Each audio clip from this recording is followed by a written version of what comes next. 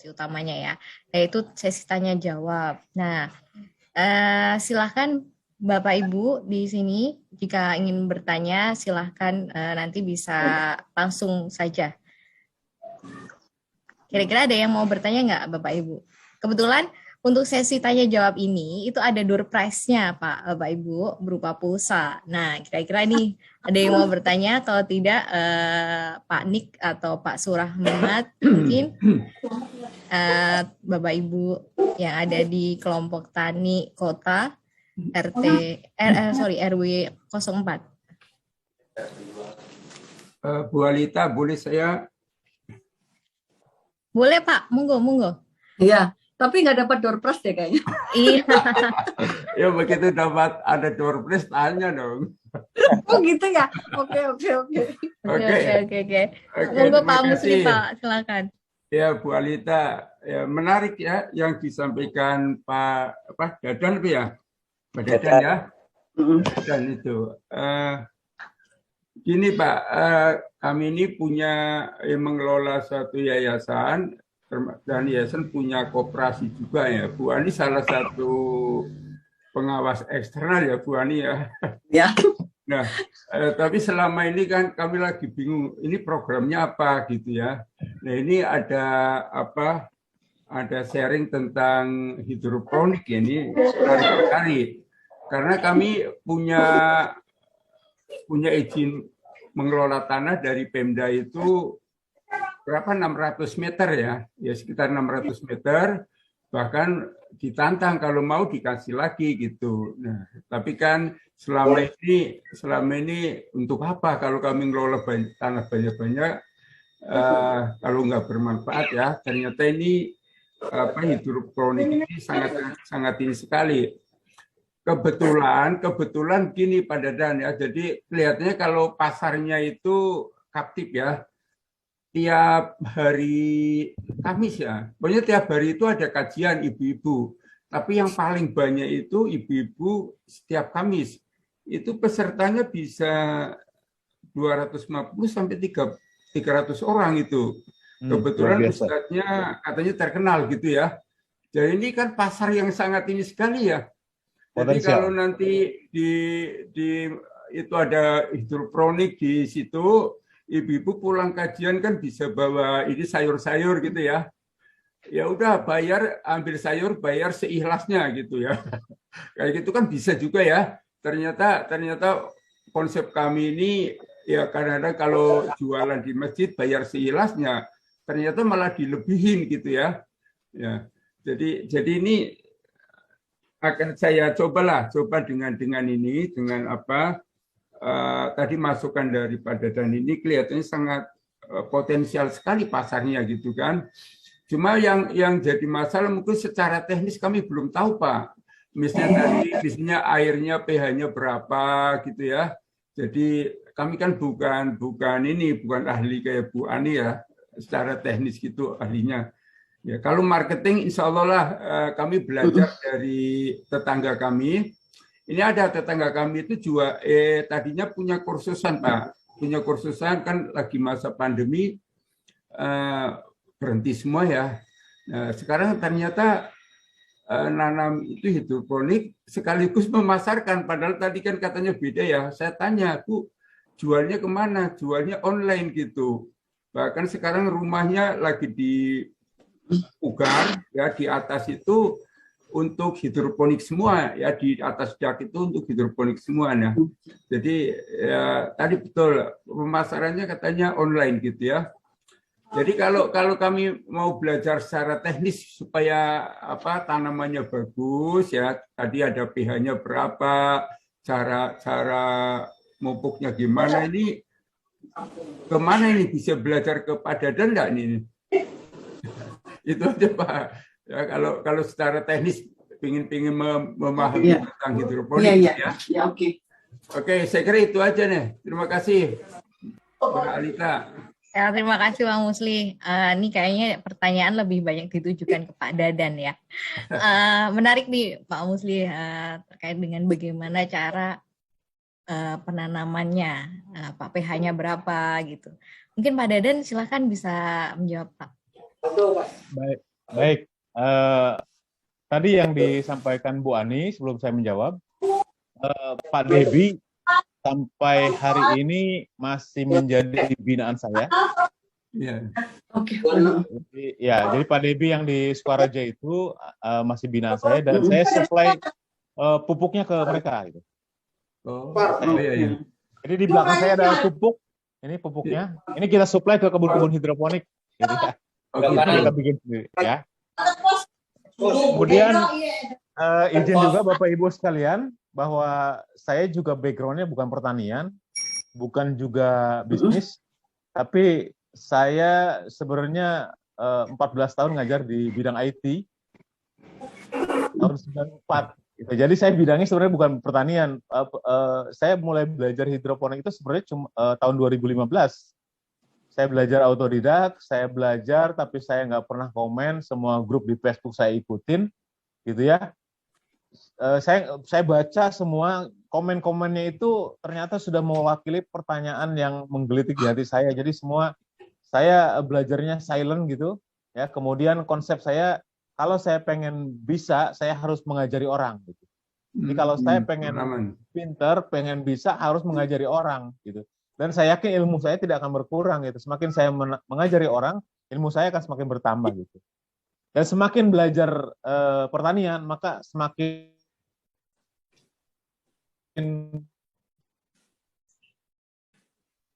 Oke. Hilang suaranya. Malah semakin bodoh kita. Tadi mengenai ada jamaah yang sampai 300 orang tadi. Iya, iya. Itu potensi sangat luar biasa, Pak. Jadi kalau yang tadi saya sampaikan bagaimana caranya membuat network gitu ya, membuat jaringan, membuat supaya bagaimana caranya kita bisa dikenal oleh orang. Tapi kalau Bapak yang punya kasus Bapak tadi sudah ada lahan 600 meter dikasih pula, bahkan ditawari lagi kalau mau lebih banyak dari itu. Kalau bisa ambil Pak, sayang gitu ya. Kemudian potensial marketnya sudah ada, networknya sudah ada, orangnya sudah datang ke situ, ya tinggal dikelola aja lahannya, ya nanti kita ngobrol bagaimana cara bikinnya, teknisnya, insya Allah saya ajarin Pak. Ya. Oke. Belajar sama saya sifatnya lifetime Pak.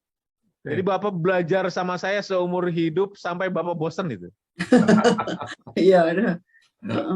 Gitu. Karena saya sangat senang Pak mengajari orang. Orang lain sukses saya sangat senang sekali gitu. Saya nggak ngiri orang lain sukses gitu loh. Ada bagian masing-masing ke orang gitu loh.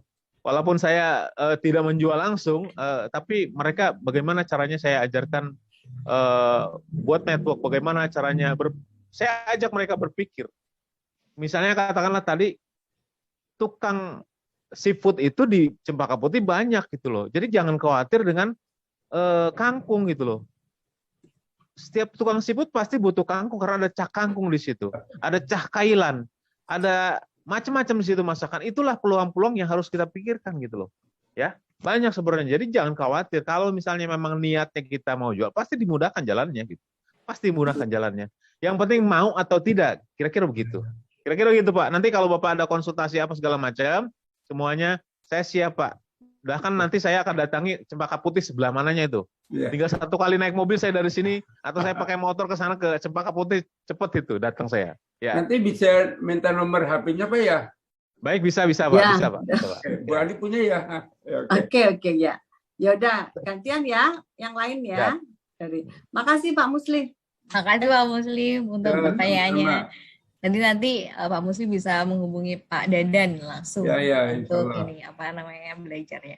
Oke, dari Bapak Ibu KPK Kelompok Tani Kota, mungkin ada yang mau ditanyakan. Ini lumayan loh Bapak Ibu, ada door prize-nya untuk 3 penanya terpilih. Monggo. Ada yang ingin bertanya atau tidak? Kalau ada silakan aja di situ Bapak Ibu. Monggo.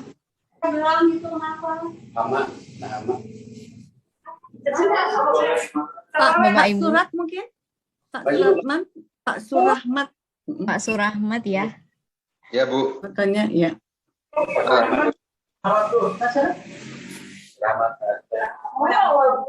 Silakan Pak, monggo Pak. Pak Surahmat. Mungkin ada yang ingin ditanyakan. Ya. Assalamualaikum warahmatullahi wabarakatuh. Waalaikumsalam. Terima kasih buat semua saudara-saudara, khususnya petani di perkotaan. Tetap semangat dan selalu jaga kesehatan. Dan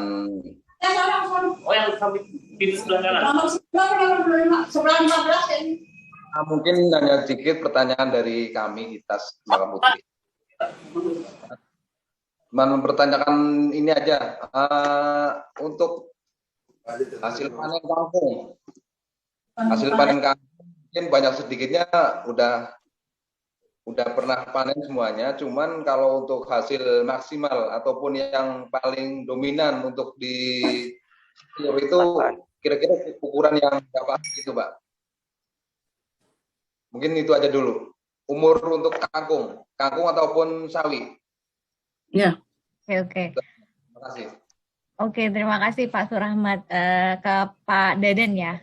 Jadi pertanyaannya adalah hasil panen kangkung atau sawi itu biasanya paling bagus itu ukuran umur berapa, Pak Dadan? Monggo, Pak.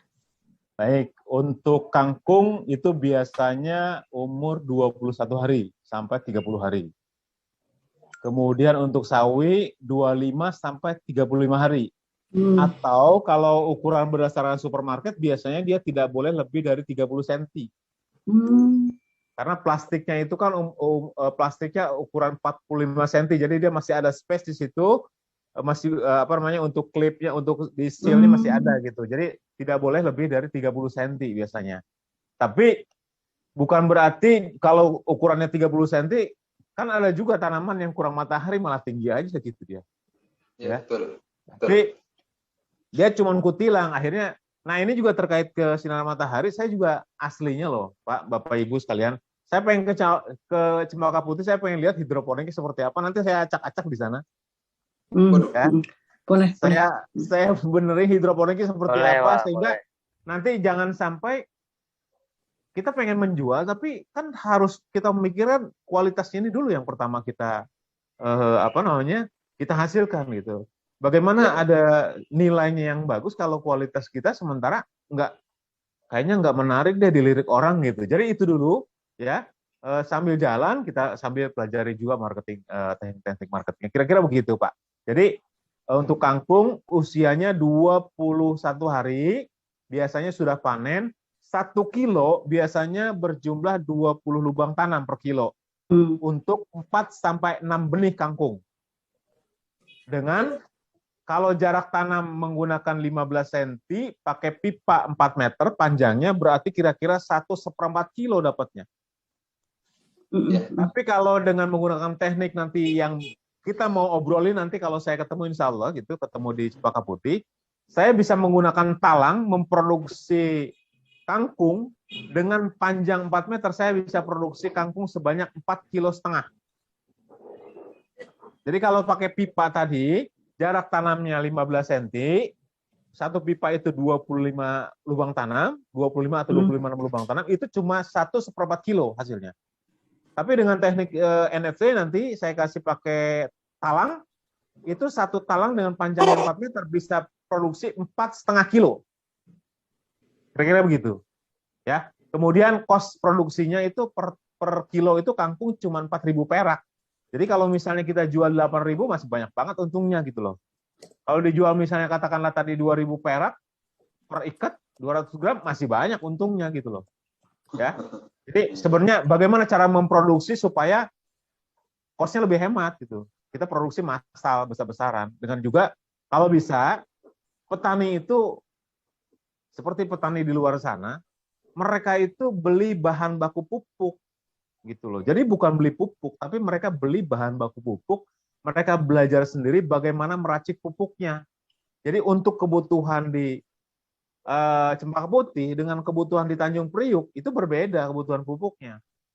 Itu bahkan air yang digunakan di Cempaka Putih dengan air yang digunakan di Tanjung Priuk, karena ada binaan saya di Rorotan. Di Rorotan itu ada binaan kita 20.000 lubang tanam di Rorotan. Ya. Itu punya Pak Andre di sana. Itu airnya pakai air kalau pakai air tanahnya, air tanahnya itu 1150 ppm. Ya. Jadi bukan bagus tuh air yang banyak tinggi ppm itu bukan bagus karena air di sana mengandung natrium, mengandung garam gitu. Ya, ternyata membuat tanaman kuntet. Jadi umur segini baru sekitar 20 cm tanaman cesim udah berbunga dia.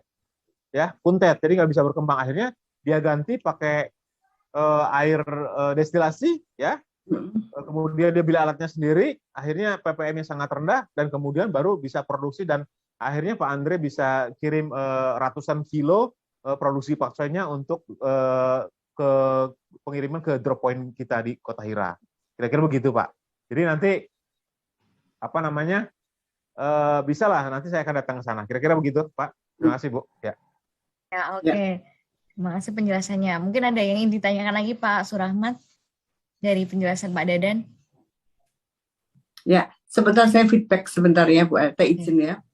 Jadi itu nanti kita akan bikin WA group. Nanti tolong dibantu ya adik-adik mahasiswa ya. Ada Elvina dan kawan. Untuk ini aja, ini dari penyemaian atau instalasi kangkung ataupun sawi. Untuk usia 21 hari kangkung dan 25 hari itu sawi. Usia hari 21 hari itu awal dari penyemaian atau setelah kita taruh di instalasi pipa?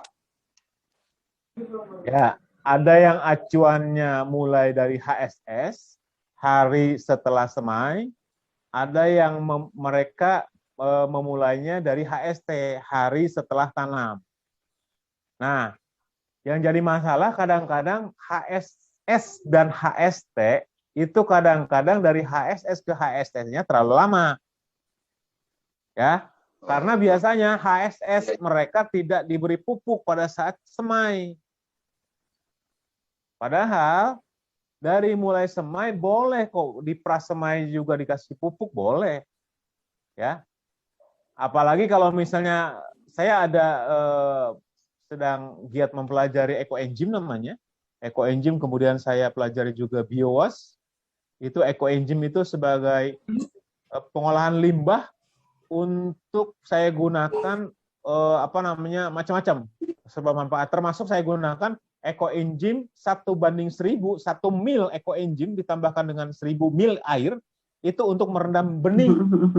Nah, dan itu sproutingnya, pecah benihnya seragam. Ya, benihnya. Dan kemudian daya tumbuh tanaman bagus, rata gitu ya. Jadi bisa juga dengan HSS atau bisa dengan HST gitu. Ya.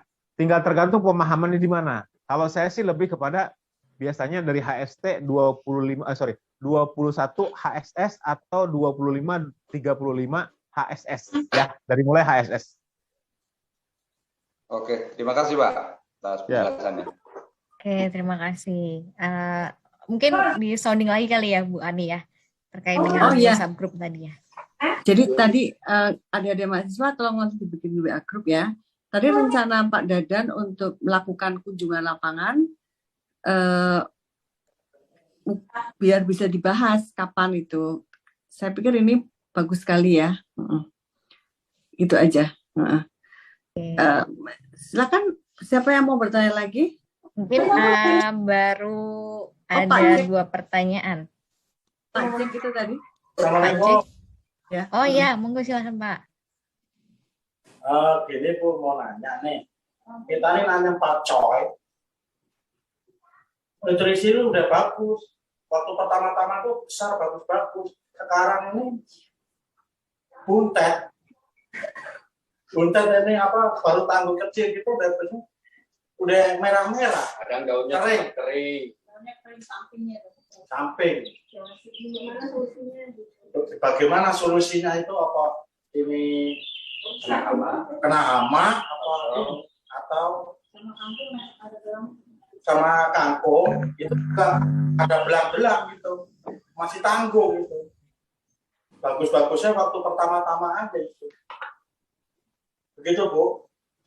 Ini Bu untuk penanganan untuk hama tanaman. Kita kan nggak mau pakai jenis pestisida.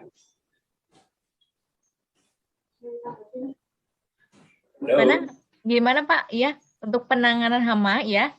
Ya, jadi intinya kita ini ingin apa cara penggunaan apa untuk mengatasi hama, karena kan kita nggak mau pakai pemberantasan hama dengan pestisida, cara-cara yang efektif dengan yang lebih apa namanya ya.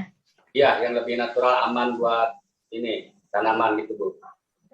Ya, oke.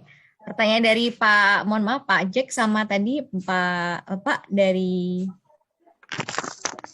PK06. Oh, PK06. Oke. Ya, Siapa saya tadi?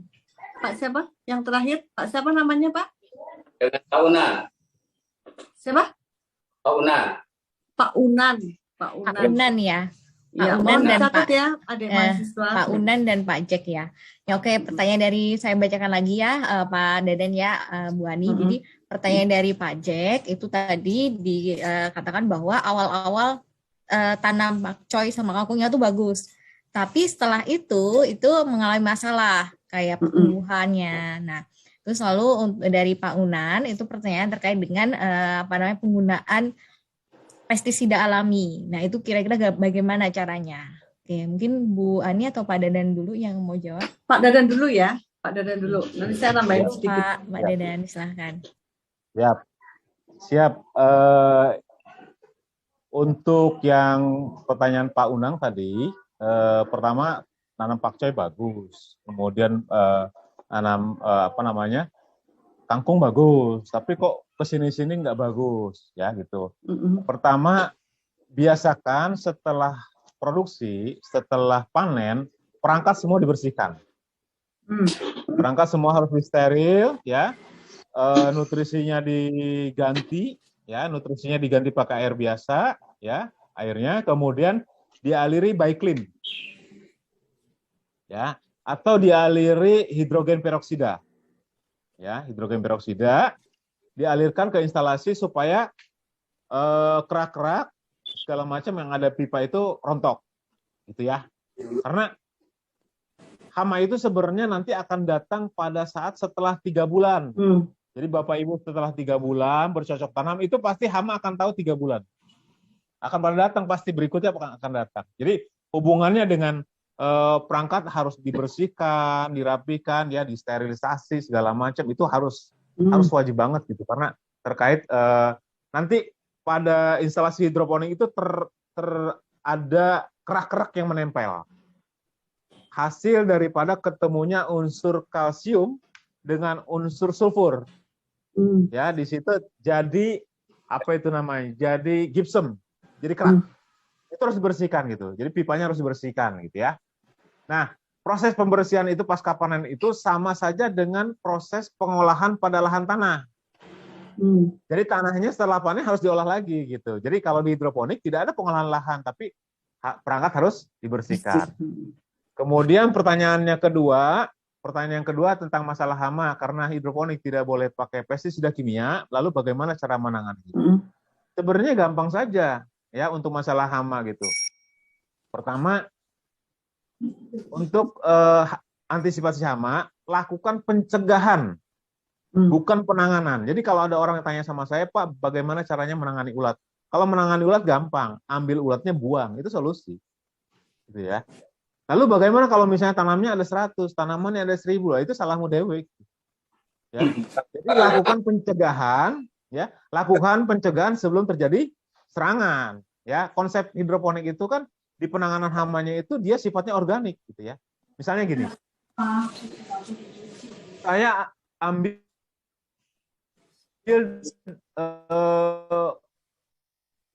ciri-ciri tanaman yang dapat digunakan sebagai pestisida alami adalah yang pertama, ketiga dia mengandung zat yang tidak disukai oleh hama.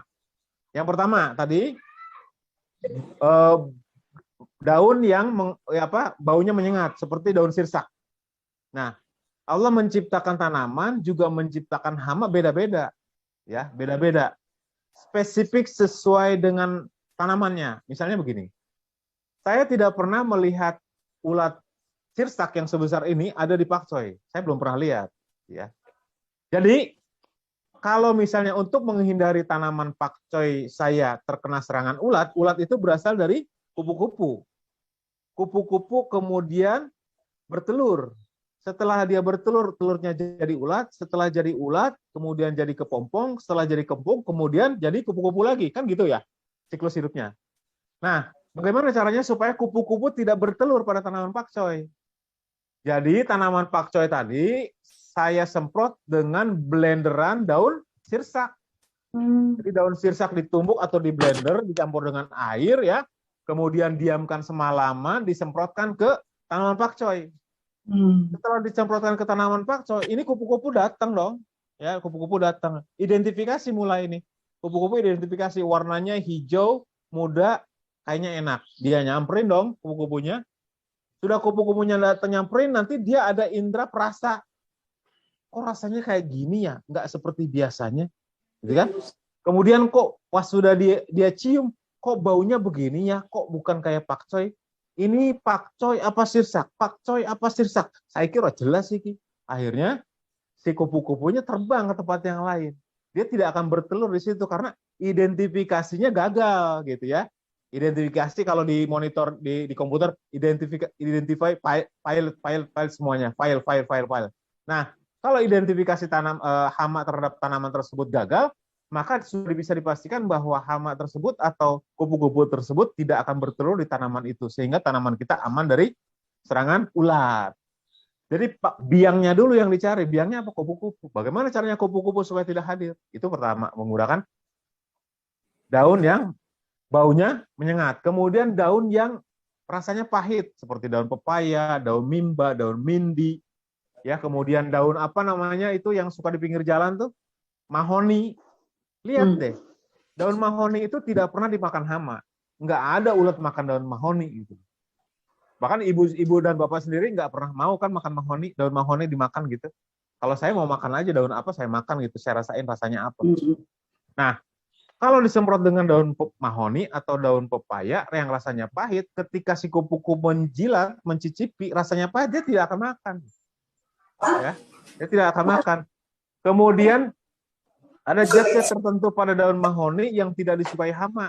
Contohnya tadi, bahwa hama tidak pernah ada ulat di pohon di daun mahoni. Jadi daun mahoni itu sebenarnya memiliki zat yang tidak disukai oleh hama. Sehingga kalau daun mahoni digunakan untuk penyemprotan, maka tanaman kita akan aman dari serangan hama. Kira-kira begitu.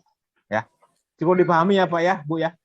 Nanti deh ngobrolnya, kalau saya ke sana deh, saya penasaran, saya akan samperin ke sana. Oke. Menarik sekali. Jadi kalau misalkan pengen menghindari hama, itu ya gimana caranya menggunakan sesuatu yang tidak disukai hama tersebut, ya Pak ya?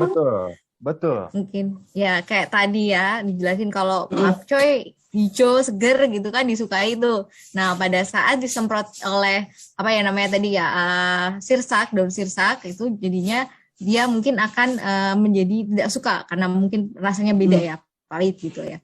Oke, dari Pak Jack dan Pak Unang mungkin ada pertanyaan lagi? Tidak? Saya nambahin dikit ya tadi ya. Oh ya.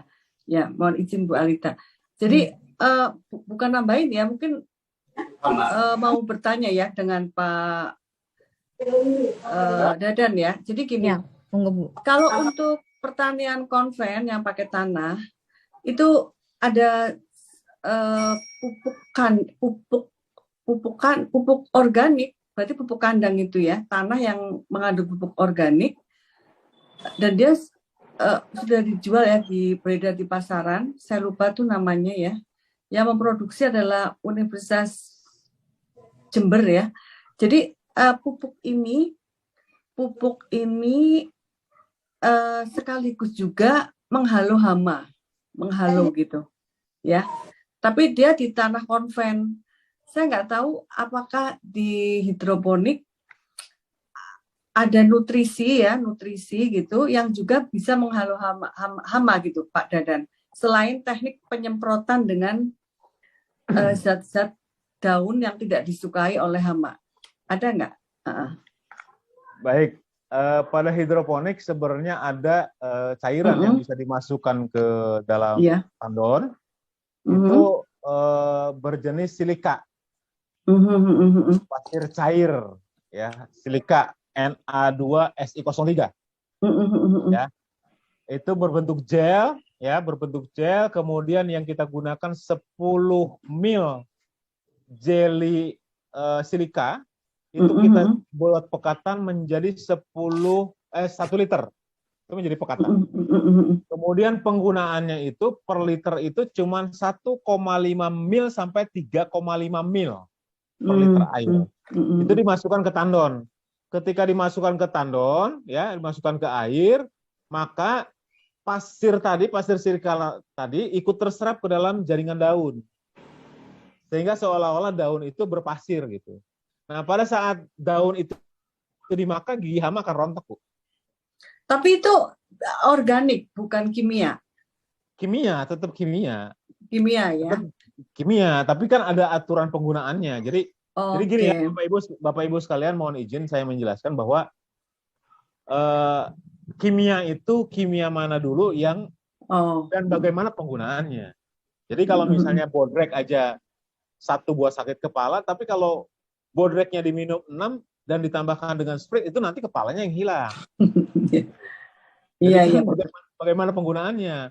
Kemudian ini yang orang terkecoh dengan, satu lagi, terkecoh orang dengan hidroponik kan pakai pupuk kimia gitu loh. Sedangkan organik itu lebih bagus. Itu kan framing gitu loh. Organik itu framing gitu. Organik itu adalah berbudidaya pada lahan tanah dengan menggunakan pupuk kotoran hewan. Ya. Misalnya dari kotoran kambing, dari kotoran sapi, dari kotoran ayam, macam-macam. Tetapi masalahnya, ini juga perlu kita sampaikan kepada orang bahwa tanaman itu tidak makan pupuk kambing. Tapi pupuk kambing itu diuraikan oleh bakteri, diuraikan oleh cacing, diuraikan oleh lain-lain. Kemudian ada proses namanya proses kimiawi organik. Perubahan dari bahan organik ke kimia. Kemudian yang diserap oleh tanaman adalah unsur kimia gitu. Jadi organiknya sebelah mana gitu. Lalu kalau misalnya dia punya sertifikat organik, katakanlah sertifikat organik. Sertifikat organik itu pengajuannya ya, itu kita bawa barang ke Skovindo buat dicek, kemudian kita dapat label organik. Atau orang Skovindo datang ke lapangan untuk ngecek di tempat kita, betulkah kita berbudaya organik. Kan pada saat itu. Tapi pada saat pelaksanaan hari-harian itu betul organik. Bisa dicek. Yang dicek, kalau bisa dicek itu, kalau misalnya sayurannya sudah kita masukkan ke lab, ada nggak residu-residunya gitu kan. Tapi kalau masih beruntung sayuran nggak bisa kita lihat, oh ini budidaya organik. Sama saja dengan tukang bakso, ditempel di situ halal gitu ya. Halalnya sudah bikin tahun berapa itu. Apakah setiap malam diperiksa itu sama petugas? Kehalalan itu kan enggak. Ya, yang jadi masalah sekarang kita sebagai petani, apakah kita menjadi petani yang bertanggung jawab atau tidak gitu. Ya, karena yang kita produksi, yang kita hasilkan adalah untuk kepentingan kebutuhan orang lain gitu. Sehingga petani itu nanti akan mengacu kepada apa yang disampaikan oleh Presiden kita Soekarno, bahwa petani itu adalah singkatan dari penjaga tatanan negara Indonesia. Petani gitu. Jadi kalau petaninya kuat, kalau petaninya sadar gitu ya, kalau petaninya bertanggung jawab, maka negara kita akan kuat. Kira-kira begitu. Jadi kimia mana itu juga perlu disampaikan, bahwa hidroponik itu di awal, maka saya sampaikan bahwa hidroponik itu adalah sayuran sangat sehat. Dan berdasarkan penelitian BTPT Lembang, bahwa sayuran hidroponik kualitasnya sama dengan organik. Kira-kira begitu. Ya, jadi jangan parno tuh dengan organik-organik ya. Itu kan cuma labeling aja. Gitu. Iya. Kira-kira begitu Bu, mohon izin maaf. Ya, karena waktunya sudah menunjukkan 17.32, mungkin ini izin untuk sesinya kami tutup ya, Bu Ani. Nanti mungkin Bapak Ibu bisa lanjut bertanya di WhatsApp group. Jadi nanti setelah ini kami minta tolong untuk mahasiswa Elvina, Ista sama Leha bikin WhatsApp group ya untuk Bapak Ibunya nanti bertanya dengan Pak Dadan dan Bu Ani. Oke, terima kasih sebelumnya Pak Dadan dan Bu Ani. Penjelasannya sangat menarik sekali terkait dengan hidroponik ya. Dan jadi kesimpulannya pertemuan pada hari ini, permasalahan terkait dengan hidroponik itu mungkin sangat banyak ya. karena bagaimana caranya menyadarkan masyarakat untuk tanaman hidroponik, berbeda antara tanaman hidroponik dengan tanaman yang lainnya. Dan ternyata tanaman hidroponik itu adalah tanaman yang sehat, karena untuk menanamnya itu dijauhkan dari termasuk kayak pupuk yang non alami dan pestisida non alami. Dan jadi diharapkan orang-orang itu salah satu tantangan besar itu memang diharapkan orang-orang itu sadar bagaimana tanaman hidroponik tersebut. Dan yang selanjutnya adalah untuk memasarkan suatu tanaman hidroponik itu diperlukan adanya cara menambah nilai dari hasil sayurannya tersebut. Mungkin bisa dari bagaimana pengemasannya, bagaimana pengolahannya, dan lain-lainnya. Terima kasih Pak Dadan, Bu Ani atas sesinya. Ini saya tutup. Selanjutnya kita akan masuk ke sesi yang terakhir, yaitu foto bersama. Ya. Oke, mungkin dari mahasiswa bisa bersiap untuk foto bersama dari Bapak Ibu, silahkan. Oke, baik Ibu. Fotonya saya ambil dari hitungan ketiga ya. Ya. 2, 3. Mungkin Bapak belum siap. Gimana, Ista? Udah atau belum? Oh, yang ingin bersiap dulu. Oke. Ada lagi ya Bu ya. 1, 2, 3. Baik, terima kasih. Oke, terima kasih Ista. Mohon Ya, izin Bu Alita, mungkin Pak Nik ingin memberi kata penutup, silakan. Oh iya, oke, silakan Pak Nik, monggo.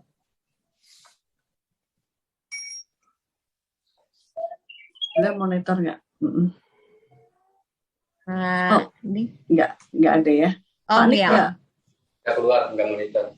sedang di luar ya. Sedang keluar. Oh ya, oke, terima kasih. Selanjutnya ini ada informasi dari mahasiswa terkait dengan pemenang Door Prize hari ini. VL, Vina, atau Leha yang mau mengumpan?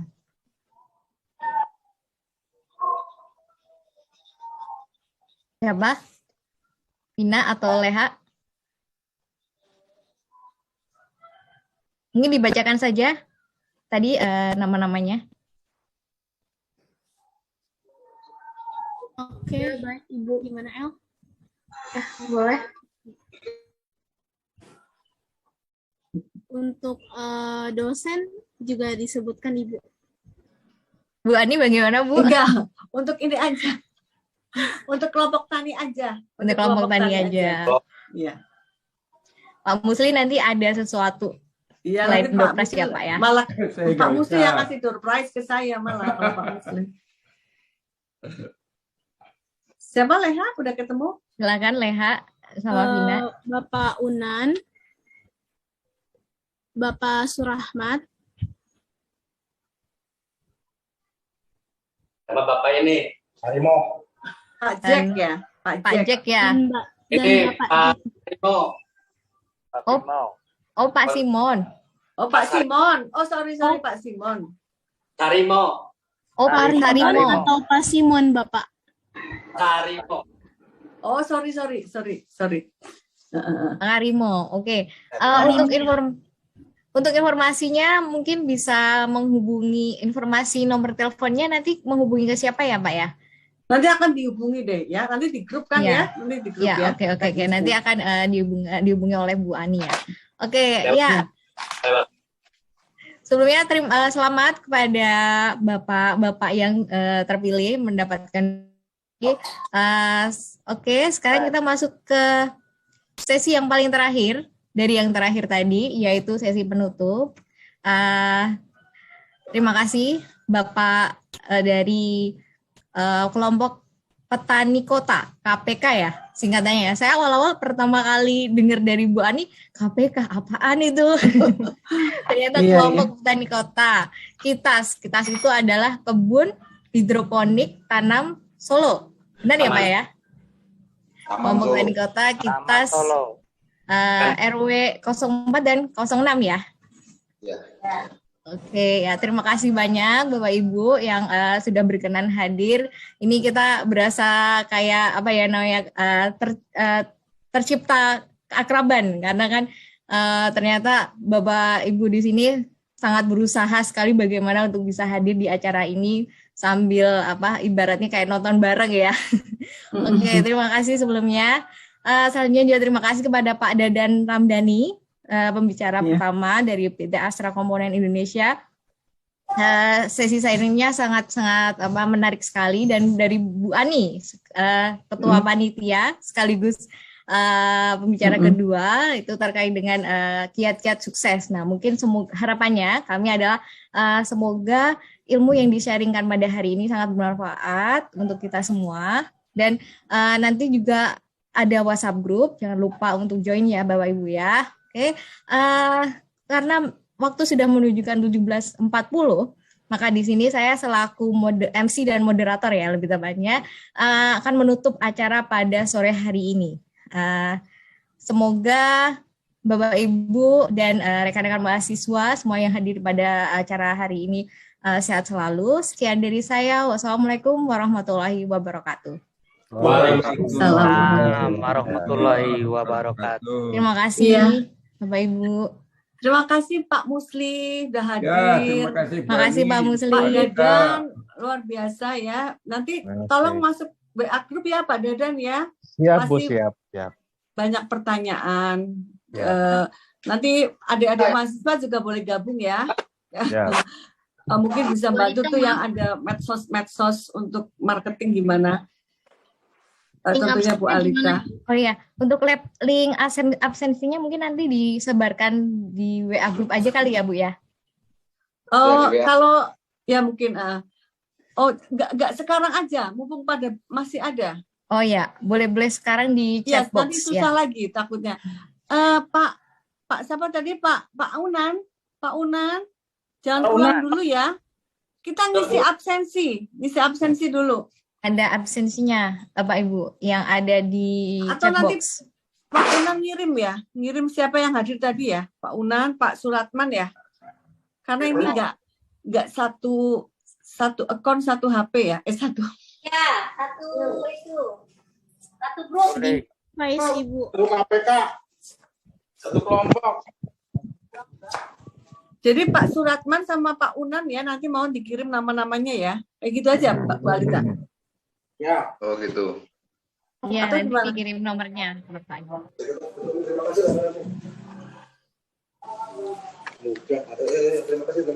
Mundur lagi Pak. Ya, gitu aja ya. Terima kasih ya. Terima kasih Bu. Terima kasih Bu. Iya. Iya. Assalamualaikum. Waalaikumsalam. Proses. Baik, Pak Dadan, kita jumpa lagi ya di WA Group. Pak Suratman nanti tolong dikoordinir ya, Pak Suratman. Baik, Bu. Nanti saya Pak Surahmat, Pak Surahmat sebagai ketua kelompok. Ya nanti saya japri aja. Ya, baik. Silakan ditutup Bu Alita, udah ditutup ya? Sudah ditutup. Iya. Terima kasih Pak Dadan. Terima kasih. Ya, Bapak Ibu Waalaikumsalam warahmatullahi semuanya. wabarakatuh. Terima kasih. Ya. Terima kasih Pak Dadan. Iya.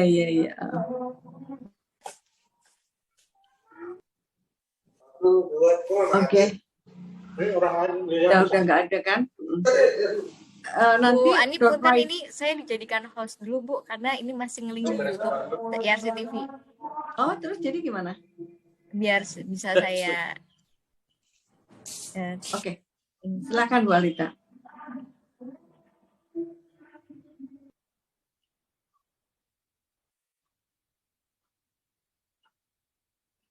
Jadi belum jadi host Bu. Belum jadi host. Saya dipindahkan ke host. Jadi Ibu pilih saya, terus klik sebagai host. Ini masih live. Oh begitu. Oke, Iya. sekarang gini aja ya untuk penutupan. Nanti setelah kita ada di WA Group, nanti kan kita akan memfasilitasi pendampingan ya, pendampingan dan konsultasi. Kemudian nanti masih ada sesi Pak Dadan melakukan kunjungan lapangan, ya. Terus nanti ada sesi lagi, mungkin ada pertanyaan bagaimana mengaktifkan Facebook untuk iklan dan marketing. Kalau ada adik mahasiswa bisa menjawab, nanti jawab aja ya.